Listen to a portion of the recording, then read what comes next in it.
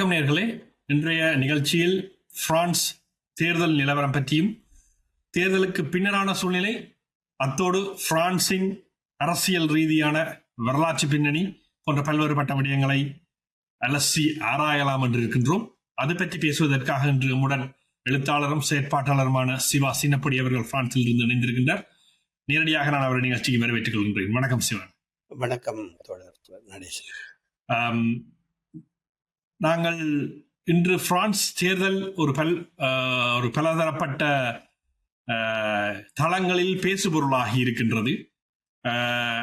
அது இடது முன்னணியினுடைய ஒரு வெற்றியாக அல்லது இடது முன்னணி மேற்கொண்ட ஒரு நடவடிக்கை அல்லது இந்த தேர்தல் இரண்டாம் கட்டத்தில் ஏற்பட்ட ஒரு பலத்த மோதல் இன்று பிரான்ஸ் தேர்தலிலே யாருக்குமே ஒரு பெரும்பான்மை கிடைக்காத நிலையை தோற்றுவித்திருக்கின்றது. இதில் முக்கியமாக பார்க்கும் பொழுது இடது முன்னணி, லிபரல் என்று சொல்லப்படுபவர்கள், நடுநிலை அல்லது வலதுக்கும் இடதுக்கு நடுவில் இருக்கின்றோம் என்று சொல்லப்படுபவர்கள், வலதுசாரிகள் என்று பல்வேறுபட்ட கட்டங்களாக இருக்கின்றது. இந்த வலதுசாரி இடதுசாரி என்ற விடயம் எவ்வாறு இங்கு முக்கியத்துவம் பெறுகின்றது? இதன் அரசியல் பின்னணி அல்லது அரசியல் வரலாறு என்னவாக இருக்கின்றது தோழர்? இந்த வலது இடது என்ற பெயரே பிரான்சினுடைய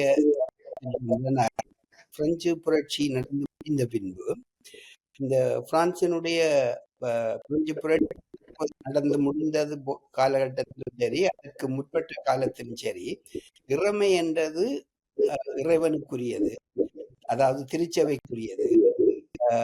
போப்புடைய பிரதிநிதியாக மன்னர் இருந்து ஆட்சியை செய்வார்.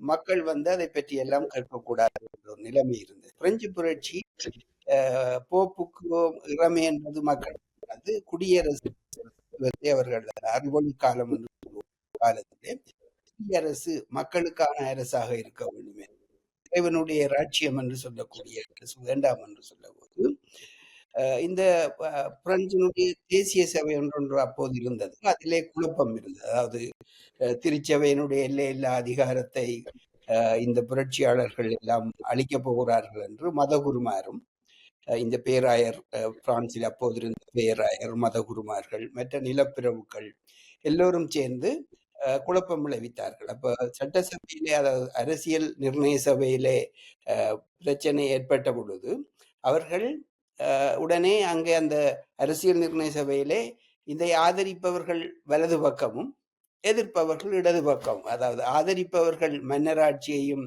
இறைமை என்பது கடவுளுக்குரியது என்பதையும் ஏற்றுக்கொண்டு அதற்காக குரல் கொடுப்பவர்கள் எல்லாம் வலது பக்கம் அமர்ந்தார்கள். மக்கள், இறைமை என்பது மக்களுக்கு வேண்டும், மக்கள் ஆட்சி வேண்டும், குடியரசு, அதாவது மக்களுடைய அரசு உருவாக வேண்டும் என்பவர்கள் இடது பக்கம் அமர்ந்தார்கள். அன்றிலிருந்துதான் இந்த வலது இடது என்ற கோஷம் முன்வைக்கப்பட்டது. இந்த லிபரல் என்று சொல்பவர்கள், அவர்களுடைய அரசியல் என்னவாக இருக்கின்றது? அது இந்த காலகட்டத்தில் ஆரம்பிக்கப்பட்டது. அந்த லிபரல் என்று சொல்லுகின்ற காலகட்டம் இது இந்த 21ஆம் நூற்றாண்டில் வந்த ஒரு இது என்னென்றால், இது தாராளமயமாதல், அதாவது உலகமயமாதலிலே இந்த வல்லரசுகளுக்கான சந்தைக்கான போட்டி தான் முதலாம் இரண்டாம் உலக யுத்தங்கள் வந்தது. இனி மூன்றாம் உலக யுத்தத்தை தவிர்ப்பதற்காக அவர்கள் தந்திரோபாயமாக கொண்டு வந்த ஒரு விடயம் என்னென்றால், இந்த சோவியத் ரஷ்யாவினுடைய வீழ்ச்சியும், சீனாவினுடைய எல்லையற்ற எழுச்சியும், பொருளாதார ரீதியான எழுச்சியும் ஐரோப்பாவுக்கும் மேற்குலகுக்கும், குறிப்பாக அமெரிக்காவுடைய மேற்குலகுக்கும் ஒரு அச்சுறுத்தலை ஏற்படுத்தின போது இவர்கள் ஒரு தந்திரோபாயத்தை கொண்டு வந்தார்கள். நீங்கள் எதையும் வாங்கலாம், உங்களிடம் பணம் இருந்தால் நீங்கள் எதையும் வாங்கலாம், எதையும் அனுபவிக்கலாம், எதுவும் உங்களுக்கானது. அப்போ இதுதான் இந்த லிபரல். அப்ப நீ தனி மனுஷனாக இருந்தால், உன்னிடம் பணம் இருந்தால் நீ எல்லா விதமான அதுகளையும் அனுபவிக்கலாம். அப்ப இதிலே உனக்கு கொள்கை, கோட்பாடு எதுவும் தேவையில்லை. அப்போ இங்கே தேவை பணமும் நுகர்வு கலாச்சாரம். அப்ப தேவைக்கான நுகர்வு என்றதை விட சந்தைக்கான நுகர்வு, சந்தை பொருளாதாரத்துக்காக மக்களை தயார்படுத்துகிற வேலையையும் ஊடகங்கள் மூலம் செய்த இதான் இந்த லிபரல் என்ற பதம். இன்றைக்கு உதாரணத்துக்கு நாங்கள் ஒரு சாதாரண ஒரு ஸ்மார்ட் போனை வாங்கி நாங்கள் பாவிக்க முடியும் என்றால், அது ஐபோனுடைய இத்தனையாவது மாடலை வாங்கினால்தான் கௌரவம். அது வாங்கித்தான் ஆக வேண்டும் என்ற ஒரு ஒரு ஒரு பரப்புரையை உருவாக்கி அதை நோக்கி இழுப்பது வந்து லிபரலிசத்தின் ஒரு ஒரு விதமான சந்தை பொருளாதார வாழ்வை நோக்கி மனிதர்களை சந்தை பொருளாக மாற்றுவதுதான் இந்த லிபரலிசத்தின் தன்மை. உதாரணத்துக்கு நான் இன்னொரு சின்ன உதாரணம் சொல்றேன். அப்புறம் இப்ப பிரெஞ்சு அரசியல் வரலாற்றுக்கு இந்த ஒருத்தர் அரசியல் கட்சியினுடைய தலைவராக வர வேண்டும் என்றால், ஒரு நாட்டினுடைய ஜனாதிபதியாக வர வேண்டும், நீண்ட அரசியல் பாரம்பரியத்தில் வர வேண்டும், அரசியலிலே கட்சியிலே அடிமட்டத்தில் இருந்து தொண்டராக இருந்து அவர் பிரதேசங்களிலே வளர்ந்து வந்து அதற்கு பின் தெரிவு செய்யப்பட்டு வர வேண்டும். ஆனால் இப்போ மேக்ரோன் வந்து ஒரு உலக வங்கியினுடைய அதிகாரியாக இருந்தவர், திடீரென்று அவர் வந்து பிரான்சுக்கு அரசு தலைவராக வருகிறார் என்றால், இப்ப இது கால் மார்க்ஸ் சொன்னதை போல்தான், முதலாளித்துவத்தின் உச்சகட்டத்தில் அரசு அதிகாரம் இழந்து போகும். இன்றைக்கு அரசு அதிகாரம் இல்லை. இன்றைக்கு உலக பெருமுதலாளித்துவம் தான் யார் ஜனாதிபதியாக வர வேண்டும், என்ன ஆட்சி அமைய வேண்டும் என்றதை தீர்மானிக்கிறது. லிபரலிசம் என்பதை சந்தை பொருளாதாரம் அல்லது முதலாளித்துவத்தின் ஒரு குழந்தையாக, ஒரு புதிய வலதுசாரியத்தின் முகம் என்று சொல்லலாமா? நிச்சயமா அப்படித்தான். வலதுசாரி வந்து அதே என்றால் முதலாளித்துவம் வந்து அதே தன்மையிலே தொடர்ந்து பயணிக்க முடியாமல் போய்விட்டது. இன்றைக்கு நாங்கள் உக்ரைன் போராகட்டும், அல்லது மத்திய கிழக்கிலே நடக்கிற, இஸ்ரேலிலே நடக்கிற போராகட்டும், அவையினுடைய முதலாளித்துவத்தின் தோல்வியை நாங்கள் பார்க்கிறோம். அப்ப அதை அடுத்த கட்டத்தை நோக்கி கொண்டு போக வேண்டும் என்றால், அப்ப வெறும் முதலாளித்துவ நாடுகள் அல்லது இடதுசாரி நாடுகள் அல்லது மூன்றாம் உலக நாடுகள் எல்லாத்தையும் அடித்து உடைத்து எல்லா இடத்திலேயும் வந்து இந்த நுகர்வு கலாச்சாரம், அதாவது லிபரலிசம் என்றது பூத்தப்பட்டிருக்கிற போது உலகமயமாதலின் இன்னொரு வடிவம் தான் இந்த லிபரலிசம். தற்போது நடந்து முடிந்திருக்கின்ற இந்த பிரான்ஸ் தேர்தலுக்கு வரலாம். இந்த பிரான்ஸ் தேர்தல் கோரப்பட்டதே அல்லது இந்த பிரான்ஸ் தேர்தல் அழைக்கப்பட்டதே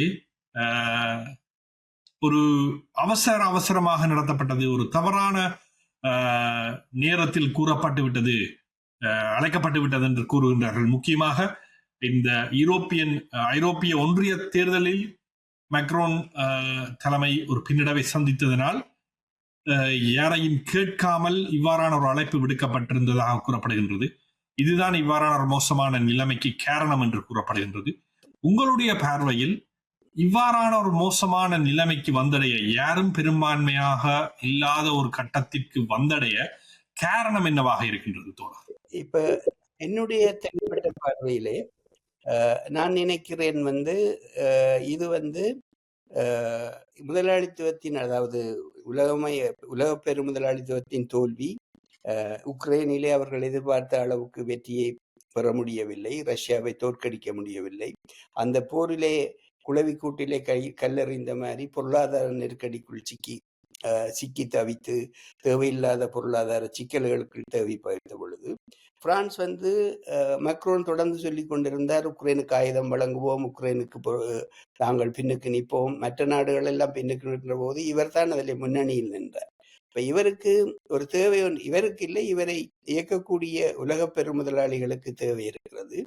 பிரான்ஸ் ஒரு பலமான அமைப்பாக உருவெடுத்தால், அல்லது பிரான்சினுடைய அரசு என்பது ஒரு பலம் பெற்ற ஒரு அமைப்பாக வந்தால் அது வந்து தங்களுக்கு அச்சுறுத்தலாக என்றால், பிரான்சிலே விவசாயிகள் போராட்டம் தீவிரமாக நடைபெற்றது என்றால், உதாரணத்துக்கு இங்கே கோழி இறைச்சி, பால் உற்பத்தி இவையெல்லாம் இருக்கு. அப்ப இங்க உள்ள விவசாயிகள் கோழி இறைச்சியை உற்பத்தி செய்கிறது பிரேசிலில் இருந்து இறக்கிறார்கள் கோழி இறைச்சி, சைனாவிலிருந்து பொருட்கள் இங்கே வந்து குவிகின்றன. அப்ப பிரெஞ்சு உற்பத்தி பிரெஞ்சு மக்களுக்கு என்ற கோஷத்தை தான் இந்த அதிதீவிர இடது முன்னணி வைத்தது. அப்ப இது வந்து என்னென்றால், பிரெஞ்சு பாதுகாப்பு சபையிலே வீட்டோ அதிகாரம் கொண்ட ஒரு நாட்டிலே அவர்களுக்கு இந்த இந்த நியூ லிபரலிஸ்டுகளுக்கு அடிவிலுமாக இருந்தால், அவர்களுடைய அடிவீரமாக இருந்தால் அது உலகம் முழுக்க அதை எதிரொலிக்கும். அப்ப அதை தடுப்பதற்கு ஒரு எந்த விதமான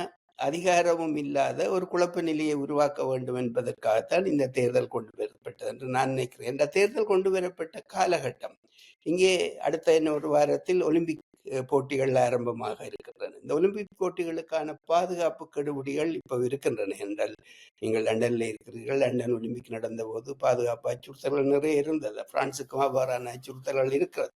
அப்ப இங்கே பாதுகாப்பு கெடுபிடிகள் இருக்கிறது. குறுகிய காலகட்டத்தில் இந்த தேர்தலை அறிவிக்க வேண்டிய தேவையில்லை. மக்ரோனுக்கு அவர் பாராளுமன்றத்தில் பெரும்பான்மை இல்லை.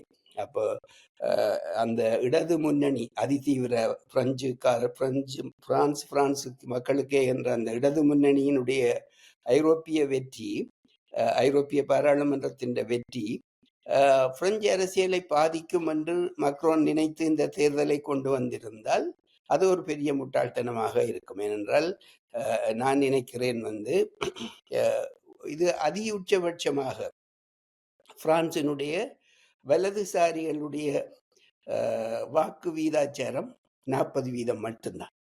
எல்லா வலதுசாரிகளும் ஒன்றிணைந்தாலும் 40% மட்டும்தான். இடதுசாரிகளுக்கு 45% வரும். அது லிபரலிஸ்டுகள் என்று சொல்லக்கூடிய பச்சை கட்சி அல்லது வேறு கட்சிகளுக்கு மீதி வாக்குகள் இருக்கு. அவர்கள் உச்சபட்சமாக ஒருபோதும் அதிதீவிர வலதுசாரிகள் பிரான்சிலே வெல்லுவது கடினம். ஏனென்றால் பிரான்சினுடைய தேர்தல் முறை அவ்வாறு இருக்கிறது. உதாரணமாக ஒருத்தர் முதலாவது சுற்று தேர்தலிலே 51% வாக்கு அடுத்த கேள்வியாக இருக்கின்றது. அது முதலாம் கட்ட தேர்தல், இரண்டாம் கட்ட தேர்தல் என்று குறிப்பிடுகின்றார்கள். முதலாம் கட்ட தேர்தலை தேர்வு செய்வது சூசிங் என்று சொல்லுகின்றார்கள். இரண்டாம் கட்ட தேர்தலை சூஸ் அவுட் என்று சொல்லுகின்றார்கள். சூஸ் இன் சூஸ் அவுட் என்று சொல்லுகிறார்கள். தெரிவு செய்வது, தெரிவு நீக்குவது என்று குறிப்பிடுகிறார்கள். இது என்ன வகையில் அங்கு இடம்பெறுகின்றது? ஏனென்றால் இது பிரெஞ்சு அரசியல், அதாவது பிரெஞ்சு குடியரசினுடைய அரசியல் ஜாப்பு என்னென்றால் சுதந்திரம், சமத்துவம், சகோதரத்துவம் என்ற எப்போதும் இது ஒரு கொம்யூன் அமைப்பு. கொம்யூன் அதாவது நாங்கள் ஏற்கனவே இடதுசாரிகளாக நாங்கள் பார்த்த அதே கொம்யூன் அமைப்பு இங்கே இருக்கிறது. சமூக உதவிகள், சமூக மருத்துவ கட்டமைப்பு எல்லாமே சமூகமயமாக்கப்பட்ட ஒன்றாக இருக்கிறது. அப்ப இதிலே இவற்றையெல்லாம் அடித்து நிற்கக்கூடிய வலதுசாரிகள் விடக்கூடாது. எவரும் இப்ப அதிதீவிரமான போக்கூடியவர்கள் எதுவும் வந்துவிடக்கூடாது என்பதற்காக இந்த தேர்தல் முறை, பிரான்சினுடைய தேர்தலில் சில பேர் சொல்லுவார்கள் பிரான்சிலே அதியுச்ச ஜனநாயகம் தேவையில்லாமல் எல்லாரும் கதைச்சு எடுத்ததுக்கெல்லாம் போராட்டம், எடுத்ததுக்கெல்லாம் ஆர்ப்பாட்டம் என்று அதியுச்ச ஜனநாயகம். இது ஜனநாயகத்தின் பிரான்ஸ் குடியரசின் மிக முக்கியமான ஒரு விடயம். ஒரு தேர்தலிலே ஒருவர் முதல் தடவை போட்டியிடுவார் என்றால் அவர் 50% 0.1% கூட 50% சிறிய அளவு எடுத்தாலும் அவர் வெற்றி பெறுவார். ஆனால் அப்படி ஒருவரும் 50% எடுக்கிறது குறைவு. இந்த முறை கொஞ்சம் பேர் எடுத்திருக்கிறார்கள், வெற்றி பெற்றிருக்கிறார்கள். அப்ப இப்படி எடுக்கிற பொழுது அப்பொழுதும் இந்த அதிதீவிர வலதுசாரிகள் இந்த 40% 30%, உதாரணத்துக்கு இந்த முறை 34% மேற்பட்ட வாக்குகளை அவை எடுத்து அவர்கள் அதி நம்பிக்கையோடு இருந்தார்கள். பாராளுமன்றம் எங்களுக்கு தான், நாங்கள் தான் 2வது சுற்றிலே வெல்லுவோம். அப்ப 2வது சுற்று வரும் பொழுது இப்படி ஒரு தரம் 50% மேலான வாக்கு எடுக்கவில்லை என்றால் 2வது சுற்றுக்கு விடப்படும். 2வது சுற்று தேர்தல் நடக்கும். இந்த 2வது சுற்று தேர்தலிலே முதலாவது இடத்தில் உள்ளவருக்கு எதிராக, அது வலதுசாரியோ இடதுசாரியோ யாரோ, 2வது 3வது இடத்தில் உள்ளவர்கள் தீர்மானிப்பார்கள். தாங்கள் முதலாவது உள்ளவரோடையும் கூட்டு சேரலாம், 2வது 3வதும் கூட கூட்டு சேரலாம். எப்போதும் கூட்டு சேர்வது இடதுசாரிகள் எல்லாம் ஒன்றாக சேருவார்கள் என்ற வலதுசாரிகளை தோற்கடிப்பது. இப்படித்தான் இந்த முறை நடந்தது. இப்ப இந்த முறை என்ன செய்தார்கள் என்றால், 4 முனை போட்டிகள் இருந்த இடத்தில் எல்லாம் 200க்கு அதிகமான வேட்பாளர்கள் தங்களுடைய வேட்பு மனுக்களை 2வது சுற்றிலே வாபஸ் பெற்றுக் கொண்டார்கள். அப்ப இதனாலே தான் வலதுசாரி முன்னணி அதிதீவிர வலதுசாரிகள் தோற்கடிக்கப்பட்டார். இதுதான் இந்த தேர்தல் முறை. அப்ப எப்படித்தான் இவர்கள் தலைகளாக நின்றாலும் 2வது சுற்றிலே அறுதி பெரும்பான்மையோடு வெற்றி பெற முடியாது. ஜனாதிபதி தேர்தல் இங்கே அல்ஜீரிய வாக்காளர்கள் இருக்கிறார்கள், துனிசிய வாக்காளர்கள் இருக்கிறார்கள், மொரோக்கோ வாக்காளர்கள், ஆப்பிரிக்க வாக்காளர்கள் இருக்கிறார்கள், ஸ்ரீலங்கனும் கணிசமான அளவிலே தமிழர்களும் இருக்கிறார்கள். எங்களுடைய தமிழர்களுக்கு அரைவாசி பேருக்கு அதிதீவிர வலதுசாரி வர வேண்டும். ஏனென்றால் இங்கே இந்த ஆப்பிரிக்கனை வந்து கருவல் மற்ற மக்ரபியன் சொல்லக்கூடிய அல்ஜீரியர்கள் அடையாளங்கள் குழப்படி அவங்களை எல்லாம் இங்கிருந்து ஒழித்து கட்ட வேண்டும், அதாலே இவர்தான் பெற வேண்டும் என்று நிறைய பேர் பகிரங்கமாக பேசியதையும் சமூக வலைத்தளங்கள் எழுதுவதையும் பார்த்தோம். என்றால் இவர்கள் வந்து மிக சுத்தமானவர்கள், மிகவும் அதிகாரம் படைத்தவர்கள் என்ற ரீதியிலே இவர்களுடைய கணிப்பு இருந்தது. ஆனால் நடைமுறையிலே வந்து இதான் நடைமுறை என்றால் பிரான்ஸை பொறுத்தவரையிலே பிரான்சுடைய தேர்தல் முறையிலே எந்த ஒரு மக்கள் விரோத, அதாவது ஒரு இனவாத அடிப்படையிலான அல்லது சமூக கொடுப்பனவுகளை, சமூக கட்டமைப்பை ஒரு முதலாளித்துவ கட்டமைப்பாக முற்றுமுழுதாக மாற்றி அமைக்கிற எந்த ஒரு கட்சியும் அறுதி பெரும்பான்மையுடன் ஆட்சிக்கு வர முடியாது. மெக்ரோனுக்கும் அதான் நடந்தது. கடந்த நாடாளுமன்றத்திலே அவரது கட்சிக்கு, அவர் லிபரல் டெமோக்ராட்டிக் என்று சொல்லக்கூடிய அவரது கட்சிக்கு அறுதி பெரும்பான்மை இல்லை. அதனாலேதான் அவர் பாராளுமன்றத்தை கலைத்தார். ஈழத்தமிழர்கள் அல்லது தமிழர்கள் கூட இவ்வாறான ஒரு மனநிலை இருக்கிறார். இங்கும் அவ்வாறான ஒரு மனநிலையை லண்டனிலும் அல்ல பிரித்தானியாவிலும் பார்க்கக்கூடியதாக இருக்கின்றது. கன்சர்வேட்டிவ் பார்ட்டிக்கு ஆதரவளிப்பவர்கள் இதுக்கு கணிசமாக இருக்கின்றார்கள். அவர்கள் சொல்லுகின்ற விடயமே எவ்வாறு ஆப்பிரிக்கர்களை சொல்கிறார்கள், இங்கு முஸ்லிம்களுடைய வரவினை கட்டுப்படுத்த வேண்டும் என்ற ஒரு மனநிலையில் இருப்பதை பார்க்கின்றோம். ஒரு சில வாக்காளர்கள் ரிஃபார்மிற்கு வாக்களித்தவர்களும் அதற்கு ஆதரவளித்தவர்களும் மிக குறைவு எண்ணிக்கையில், மிக குறைவானவர்கள். அதற்கு ஆதரவான மனநிலை கொண்டவர்கள் தென்பட்டார்கள். அவர்கள் முக்கியமாக அந்தந்த பகுதிகளிலே இருக்கின்ற தங்களுடைய கேண்டிடேட் சார்ந்த அவ்வாறான ஒரு பிரதிபலிப்பை காட்டியிருந்தார்கள். ஆனால் நீங்கள் சொல்வது போல கன்சர்வேட்டிவ் பார்ட்டிக்கு ஆதரவானவர்களும், கன்சர்வேட்டிவ் பார்ட்டியிலே நிறைய தமிழர்கள் இணைந்து முக்கியமாக வியாபாரம் செய்வர்கள், முதலாளிகள் அதற்குள் இருப்பதை நாங்கள் பார்க்கின்றோம். அங்கும் அவ்வாறான ஒரு நிலைமை இருப்பதையும் நீங்கள் குறிப்பிட்டிருந்தீர்கள். இதில் இந்த 200 கேண்டிடேட்ஸ் வந்து இரண்டாம் கட்டத்தில் வாபஸ் பெற்று கொண்டார்கள் என்று சொன்னீர்கள். அது இந்த கட்சியை சார்ந்தவர்களாக இருந்தார்கள். முன்னணியும் கட்சி, அதுல இந்த மெக்ரோனும் கூட தன்னுடைய கட்சியை சேர்ந்தவர்களை வாபஸ் பெற வைத்தார். காரணம் என்னவென்றால் மும்முனை போட்டி இருந்தால் வாக்குகள் பிளவுபட்டு அந்த அதிதீவிர வலதுசாரி கட்சி வந்து வென்றுவிடும் என்பதை அதை தடுப்பதற்காக அவர்கள் அதை செய்தார்கள். என்றால் ஏற்கனவே முதல் சுற்று வாக்கெடுப்பின் வீதாச்சாரத்தை கணிப்பிட்டு பார்த்து அந்த வீதாச்சார அடிப்படையில் போட்டி 3 முனைகளில் இருக்குமாக இருந்தால் அல்லது 4 முனைகளில் இருக்குமாக இருந்தால் வெற்றி யாருக்கு என்று கணக்கு பார்த்து அதை செய்தார்கள். ஏன் இந்த கேள்வியை கேட்டென்றால், இன்று தேர்தல் முடிவுற்ற பின்னர் யாருக்குமே அறுதி பெரும்பான்மை இல்லாத நேரத்தில் எந்த ஒரு முடிவுக்கும் வர முடியாத ஒரு சூழ்நிலை தான் காணப்படுகின்றது. நான் நினைக்கிறேன் மேக்ரோன் நேட்டோ சம்மிட்டுக்காக உடனடியாக சென்று விட்டார். ஒரு பாராளுமன்றத்தின் ஒரு இஸ்ரத்தன்மை இல்லாத அரசாங்கத்தினை வைத்துக்கொண்டு அதற்கான முடிவுகளை முன்வைக்காமல், நீங்க சொன்னது போல ஒரு பிரான்சில் மிகப்பெரிய நிகழ்வாக ஒலிம்பிக் நடைபெறப் போகின்றது. ஒரு நிலையான அறுதியான அரசாங்கம் இல்லாத ஒரு காலத்தில் அதற்கான முன்னெடுப்புகளை எதுவும் செய்யாமல் இவ்வாறு சென்றிருப்பதும் ஒரு விமர்சனத்துக்குரியதாக இருந்தது.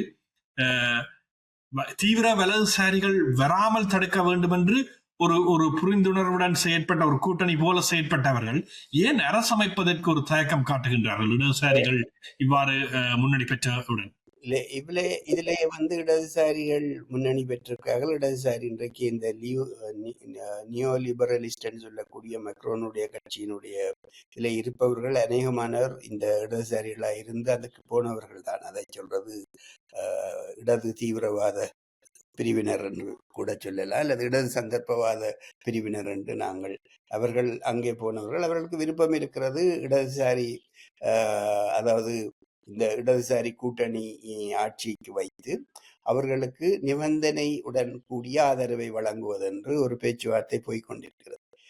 மக்ரோனும் மக்களுக்கு வேண்டுகோள் விடுக்கிறார், யாருமே வெல்லவில்லை, குடியரசினுடைய மகத்துவத்தை நாங்கள் காப்பாற்ற வேண்டும், அதற்கு தொடர்ந்து பேச்சு நடத்துகிறோம் என்று அவர் காலத்தை இழுத்தடிப்பதாகத்தான் எனக்கு படுகிறது. ஏனென்றால் மக்ரோனுடைய கட்சி வேண்டுமானால் இந்த இடதுசாரி முன்னணியை ஆட்சி அமர்த்திவிட்டு இவர்கள் சில கொள்கை நிபந்தனைகளின் அடிப்படையில் அவர்களுக்கு ஆதரவு கொடுக்கலாம்.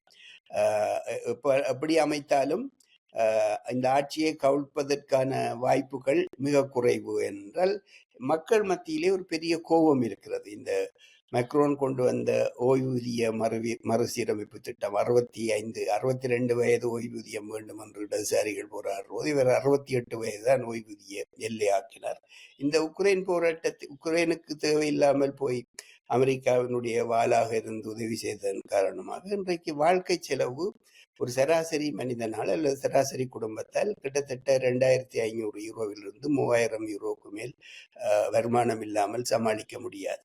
அடிப்படை சம்பளம் எந்த விதத்தில் ஒரு சிறிய தொகை அளவுக்கு உயர்ந்திருக்கிறது. ஆனால் அதை பொருள்கள் இப்ப உதாரணத்துக்கு அடிப்படை சம்பளம் ஒரு 4% உயர்ந்திருக்கிறது என்றால் பொருள்களின் விலை 30% உயர்ந்திருக்கிறது.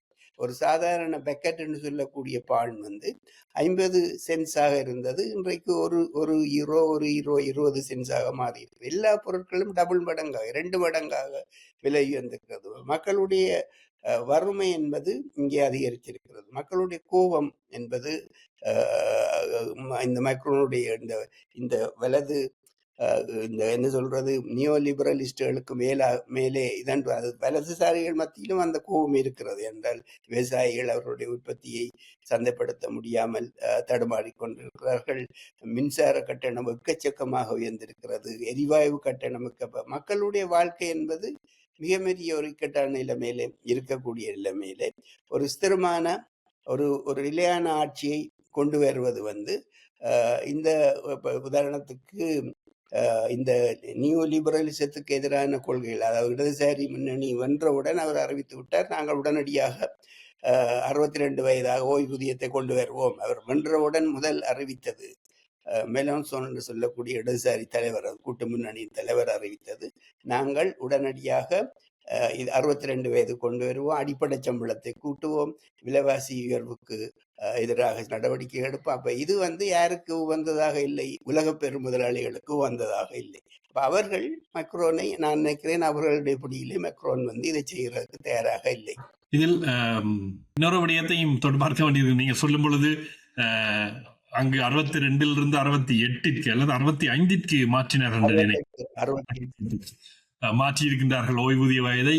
இங்கு மிக குறுகிய காலம் பிரதமராக இருந்த லிஸ் ட்ரஸ் என்று சொல்லப்படுபவர் கன்சர்வேட்டிவ் பார்ட்டியினுடைய இந்த பொருளாதாரத்தை மிகவும் ஏற்கனவே சீரழிந்திருந்த பொருளாதாரத்தை இன்னும் சீரழித்தவர் என்று வலதுசாரிகளாலேயே விமர்சிக்கப்படும் லிஸ் ட்ரஸ் ஒரு கருத்து கூறியிருக்கின்றார். இங்கு 80 வயதுக்கு ஆக்க வேண்டும் ஓய்வூதியத்தை என்ற ஒரு கருத்தினை முன்வைத்திருக்கின்றார்.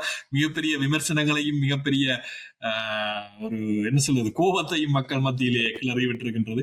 இவ்வாறு இருக்கின்ற இந்த சூழ்நிலையில் பிரான்சை பொறுத்த வரைக்கும் இடதுசாரி அல்லது இடதுசாரிய முன்னணியினர் என்பது பலமாக இருக்கும் இந்த காலகட்டத்தில் எவ்வாறு தீவிர வலதுசாரிகள் லூப்பன் போன்ற கட்சியினை சார்ந்தவர்கள் அவர்களுக்கும் இவ்வாறான ஒரு ஆதரவு இருந்து வருகின்றது. ஒரு சரியான இடதுசாரிய திட்டமிடல் இல்லாத ஒரு கட்சி, ஒரு அமைப்பு இல்லாத இடத்தில் வலதுசாரியை நோக்கி மக்கள் சாய்கின்றார்கள், வலதுசாரியத்தை நோக்கி சாய்கின்றார்கள், அதனை நோக்கி ஈடுபடுகின்றார்கள் என்ற விடயம் இங்கு நைஜல் ஃபராஜ் தலைமையிலான யூகே ரிஃபார்ம் பார்ட்டியினை சொல்லலாம்.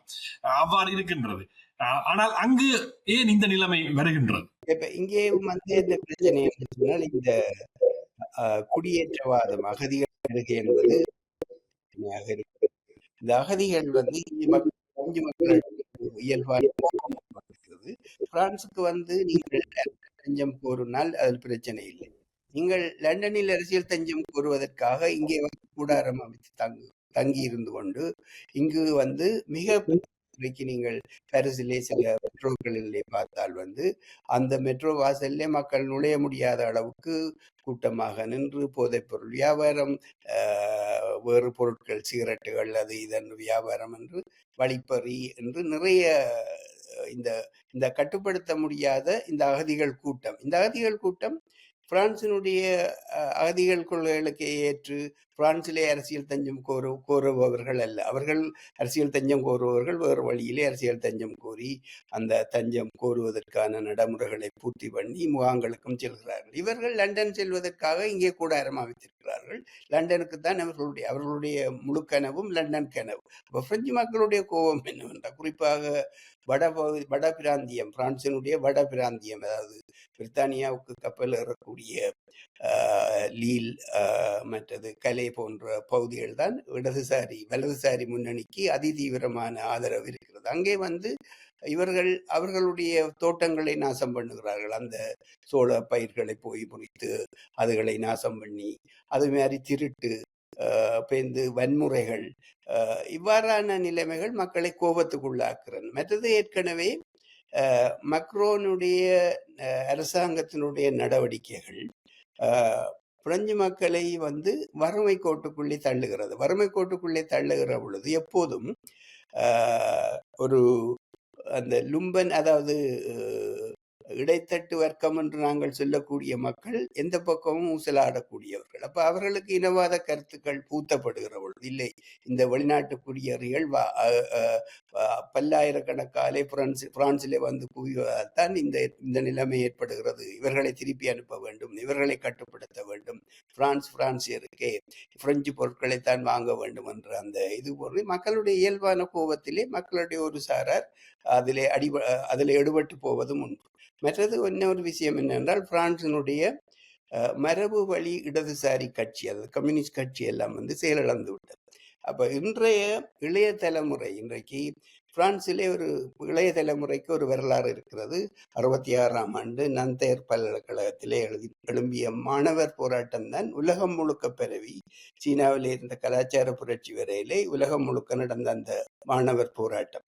மாணவர்கள் மத்தியிலே இந்த இடதுசாரி சிந்தனை என்றது இன்னொரு பக்கம் இருக்கிறது இங்கே உள்ள பல்கலைக்கழகம். மற்றது முக்கியமான ஒரு விடயம் இங்கே பிரான்ஸை பொறுத்தவரையிலே இந்த ஒரு உரையாடல் வெளி என்று ஒன்று இருக்கிறது இங்கே. அதாவது ஸ்போக்கிங் ஸ்பேஸ் என்று சொல்லக்கூடிய, அதாவது கஃபேகளில் கூடியிருந்து கதைப்பது, பாக்குகளில் கூடி, இப்போ லக்சம்பர்க் என்ற இடத்துலயே ஒரு பெரிய பாக்கு இருக்கிறது. அங்கே எழுத்தாளர்கள், கலைஞர்கள், மாணவர்கள் என்று எல்லோரும் ஒவ்வொரு விஷயங்களை விவாதிப்பார்கள். அங்கே ஒரு மேடை இருக்கிறது. அந்த மேடையிலே கவிஞர்கள் இவர்கள் தங்களுடைய இதை பரப்புரை அறிமுகம் செய்வார்கள். புத்தக அறிமுகங்கள் நடக்கும், நிறைய மக்கள் வருவார்கள். இந்த ஒரு ஒரு விவாத அரங்கு, அதாவது ஒரு என்ன சொல்றது, ஒரு உரையாடல் வெளி என்றது இங்கே பிரான்சிலே, அது பிரான்சினுடைய கலாச்சாரத்தோடு இணைந்தது என்ற இங்கேதான் இந்த அறிவொளி காலத்திலிருந்து இல்லது பிறகு இந்த இடதுசாரி தத்துவ இதிலே பிறகு இந்த புதிய இடதுசாரி கொள்கைகள் என்று பல்வேறு தத்துவவாதிகள் எல்லாம் இவ்வாறு வருகிறார். அப்ப இந்த இளைஞர் மத்தியிலே நீங்க இன்றைக்கும் பார்த்தால் இளைஞர் மத்தியிலையும் இந்த இடதுசாரி சிந்தனை கொண்ட இளைஞர் படை ஒன்று. இன்றைக்கு இந்த இடதுசாரி முன்னணிக்கு பார்த்தா நீங்கள் தொலைக்காட்சிகளிலே பார்த்திருப்பீங்கன்னா, எங்களை போன்ற வயதானவர்களை விட இளையவர்கள் தான் அங்கே முன்னுக்கு நின்று அந்த இடதுசாரி சிந்தனைகளோடு முன்னுக்கு நின்றதை பார்க்கிறோம்.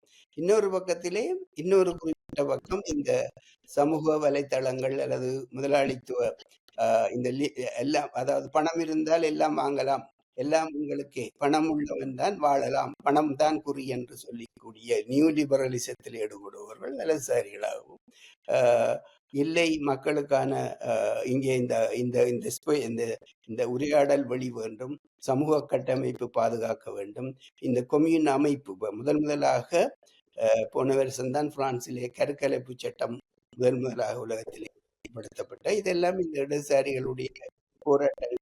இன்னொரு பக்கம் இங்கே பிரான்சிலே பாடசாலைகளிலே சீருடைக்கு எதிராக 66ஆம் ஆண்டு. அப்ப ஏனென்றால் பாடசாலை பிள்ளைகளை ஒரு அந்த பிராய்லர் கோழி மாதிரி இறைச்சிக்காக வளர்ப்பது மாதிரி அவர்களுக்கு கல்வி செருக்கோடு வளர்க்கக்கூடாது. அவர்களை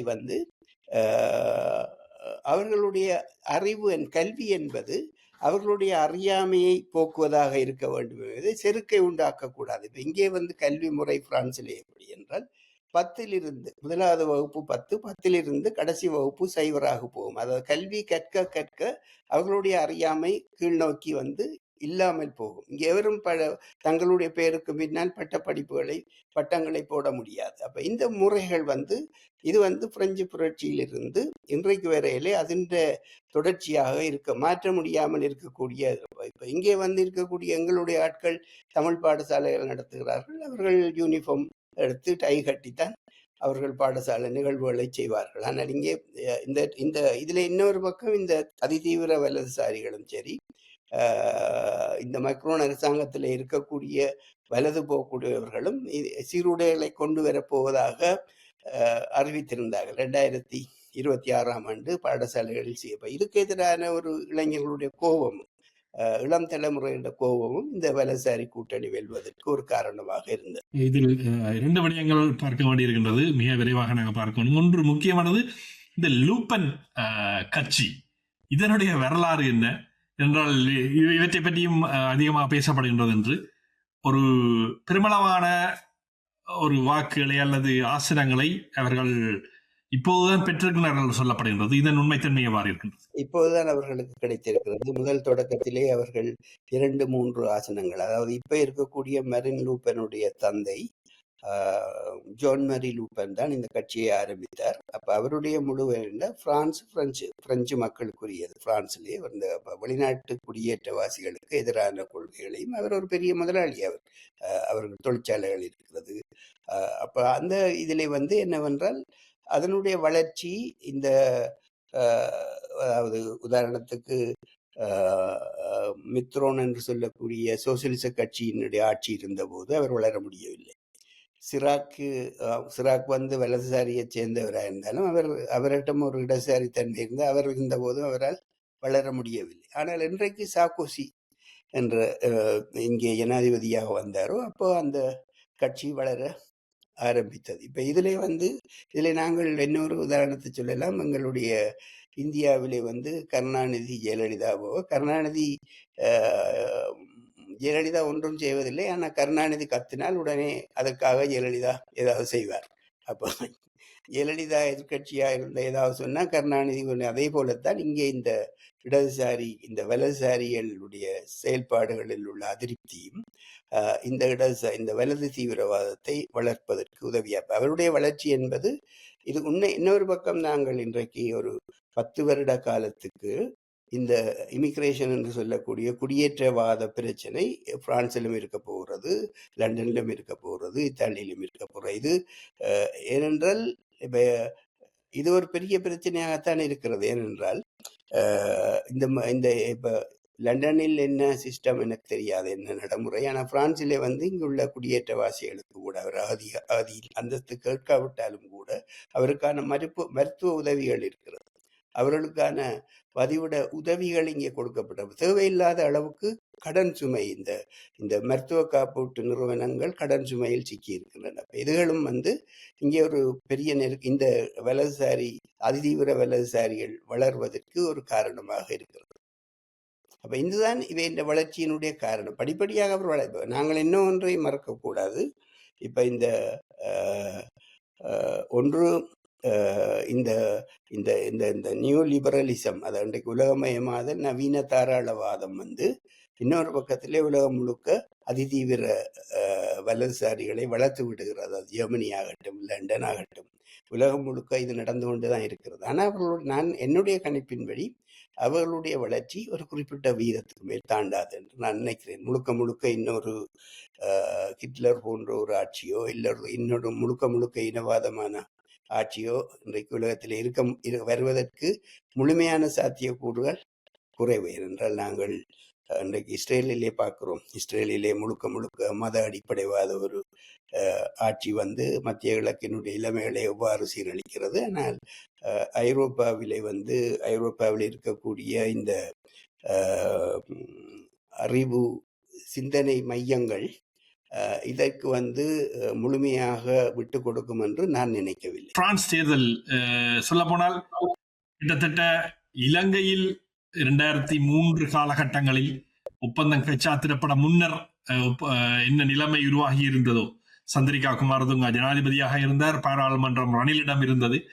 இவ்வாறான ஒரு சூழ்நிலை தான் இன்றும் இவ்வாறான சூழ்நிலை அமையறதுக்கான அதிகப்படியான வாய்ப்புகள் தான் இன்று பிரான்சிலும் இருக்கின்றது. ஜனாதிபதியாக மெக்ரோன் இருக்க போகின்றார். இங்கு சபை பாராளுமன்றம் யாரிடம் இருக்க போகின்றது என்ற கேள்விதான் முக்கியமாக இருக்கின்றது.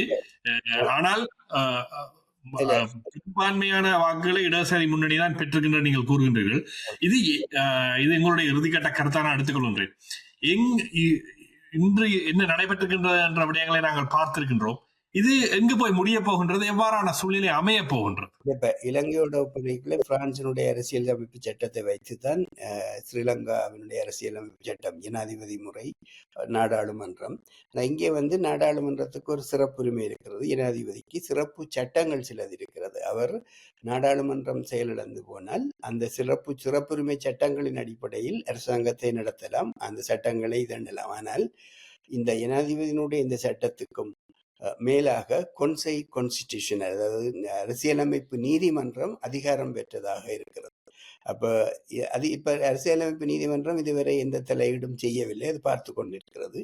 அப்ப இவ்வாறான ஒரு நிலைமை நீடித்தால் அரசியலமைப்பு நீதிமன்றம் அங்கு தலையிடக்கூடிய சாத்தியக்கூறுகள் இருக்கிறது. ஆனால் மக்ரோன் நீண்ட காலத்துக்கு பாராளுமன்றத்தை டம்மியாக, அதாவது செயலற்றதாக வைத்துக்கொண்டு செயலாற்ற முடியாது. விரைவிலே இந்த நிலைமை மாறும் என்றுதான் என்னுடைய கருத்து. இதில் சிறிய ஒரு கேள்வி. இப்ப நீங்க அரசியலமைப்பு நீதிமன்றத்தை பற்றி சொல்லி இருந்தீர்கள். இப்ப இவ்வாறான நிலைமை தொடருமானால், இப்ப அரசியலமைப்பு நீதிமன்றம் இதில் தலையிடுமானால் அவர்கள் இந்த மாதிரியான முடிவினை எடுக்கக்கூடும், இதற்கான சாத்தியப்பாடுகள் இருக்கு. அவர்கள் அரசியலமைப்பு நீதிமன்றம் இதை கூடினால் மக்களுக்கு உத்தரவிடுவார்கள் ஒரு அரசை அமைப்பதற்கான நடைமுறைகளை செய்யுமாறும், அப்ப சில வேளை இந்த அரசியல் கட்சி தலைவர்களை சாட்சியம் அளிக்க வருமாறும், யார் யார் எந்த அரசாங்கத்துக்கு ஆதரவளிப்பது, எந்த அடிப்படையில் ஆதரவளிப்பது என்று ஒரு நிலைமை வரலாம். ஏனென்றால் நான் நினைக்கிறேன் இந்த ஒலிம்பிக் போட்டிகள் முடிவடைந்த பின்பு இது ஒரு தீர்வுக்கு வரும். இதிலே நாங்கள் மிக முக்கியமாக நான் குறிப்பிட வேண்டிய விஷயம், இப்போ எங்களுடைய மூன்றாம் உலக நாடுகளுக்கும் இதற்கும் இங்கே ஐரோப்பிய பிரான்சுக்கும் உள்ள ஒரு வித்தியாசம் என்றால், இப்போ மூன்றாம் உலக நாடுகள் என்றால் உடனே கதிரை வேஷம், ஆக்களை கட்சி மாறுதல் என்று நிறைய வேலைகள், தடாலடி வேலைகள் எல்லாம் ரகசியமாக நடந்திருக்கும். இங்கே அப்படி இல்லை. இங்கே கட்சிகளாகவே இருக்கின்றன. அவர்கள் தங்களுடைய கொள்கைகளை நின்று, அது வலதோ இடதோ, தங்களுடைய கொள்கைக்காக நின்று மோதி தொடர்ந்து அதான் நான் முதல்ல சொன்ன மாதிரி இங்கே ஒரு பொலிட்டிக்கல் ஸ்பேஸும், அதாவது அரசியல் வழியும் உரையாடல் வழியும் இருக்கிறது. அப்ப உரையாடல் வழி என்பது ஆரோக்கியமானதாகவும் அது இருக்கிறது, வரும் கத்தல் கூச்சல் என்று இல்லாமல் இருக்கிறது. அப்ப இந்த உரையாடல் வழி அது நீண்ட மரபை கொண்டது. அது வோல்டர், சர்தார் என்று அந்த நீண்ட தத்துவவாதிகளினுடைய மரபுகளிலே வந்தது. அது இன்னும் முற்றாக அழிந்து போகவில்லை. நிச்சயமாக தோழர், தொடர்ச்சியாக இதில் இடம்பெற்று வருகின்ற நடவடிக்கைகள், இடம்பெறப் போகின்ற விடயங்கள் பற்றி தொடர்ச்சியாக நாங்கள் பேச வேண்டும் என்று நம்முடன் இணைந்திருந்து இவ்வளவு நேரமும் இந்த கேள்விகளுக்கு பதிலளித்து விளக்கங்களை தந்தமைக்கு மிக்க நன்றி. நன்றி, வணக்கம்.